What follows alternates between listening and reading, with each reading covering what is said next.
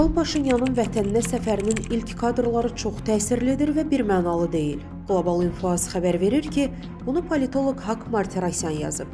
O bildirib ki, Paşinyanın Türkiyədə qarşılanması zamanı yerə qırmızı xalça sərilməməsi diqqət çəkən məqamdır. Stat: Demək olar yerdə xalça yoxdur. Bundan başqa Paşinyanı vilayət valisi salamlayır və müşayiət etmir. O təkdir. Bu diplomatiya tarixində görünməmiş hadisədir. Türk ordusunun əskərləri sırada dayanıblar.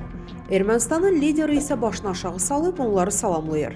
Lakin əvvəlcədən Fəxri Qarovul dəstəsinin qarşılanmasına etiraz edə bilərdi. Martirosyan qeyd edib ki, Türkiyəyə səfəri zamanı Paşinyanın üzündə sevinç dolu ifadə olub. Bugün sizin arzularınızın həyata keçməsi üçün daha bir mühüm gündür. Ey mənim şərəfli, ləyaqətli, nəcib və uca erməni xalqım deyən Martirosyan istehza ilə erməni ictimaiyyətini tənqid edib. Statın sonu. Qeyd edək ki, Ermənistanın baş naziri Nikol Paşinyan Türkiyədə işgüzar səfərdədir. Əziz izləyicilər, xəbərlərdən məlumat almaq üçün kanalımıza abunə ola bilərsiniz.